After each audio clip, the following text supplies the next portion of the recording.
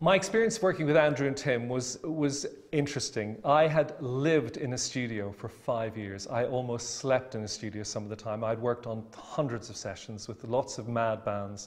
I did stuff with the Stones, I did stuff with Eric Clapton. So having Andrew and Tim in the room was a rather sort of unusually refreshing sort of situation, because they didn't come from that stable of the band type of thing. They came from a more intellectual basis, and a refreshing one, and fabulous to work with. The single was a hit, a minor hit, and I know that John Lennon had a copy of it. And the genius of Andrew Lloyd Webber, in a sense, if I may tell you, was that he stuck a symphony orchestra on top of a rock group, which was like unknown. It was quite new ground. Tim and Andrew brought out the best in the huge talents they had in front of them, and that was a work of genius.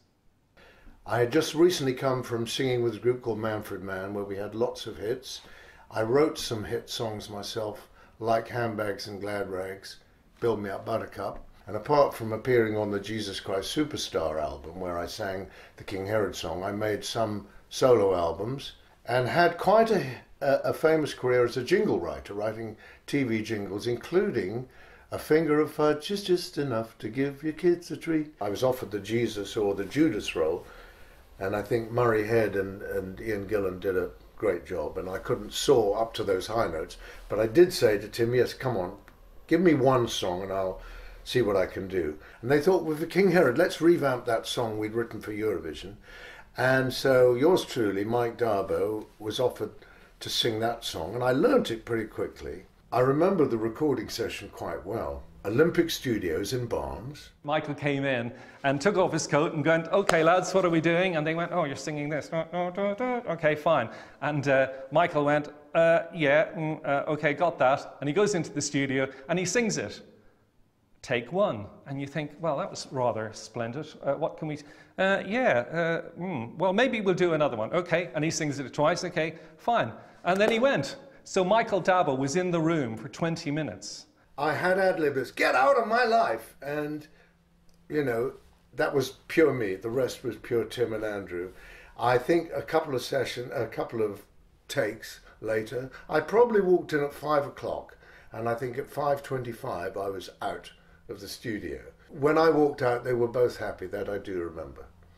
They weren't Tim and Andrew of Sir Tim and Sir Andrew. What I remember of Andrew is somebody really enthusiastic, along with Tim being, both of them, beside themselves with enthusiasm.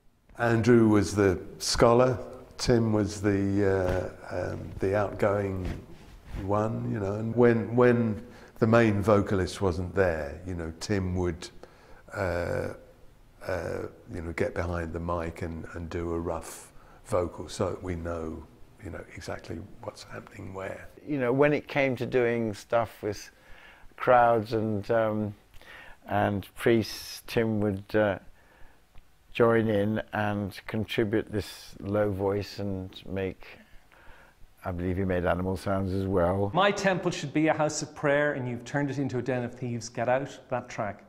We needed the sound of a street market on top of the track and the wonderful singing of Ian Gillan. So how on earth did we do this? We could go to the BBC and get dub sound effects from a street market, but we didn't bother with that. We have Tim Rice, track 3, cow, track 4, horse, track 5, dog. So the entire street market and all the noise you hear on that part of the record is Tim Rice and my friend Jeff Stevens. How funny is that?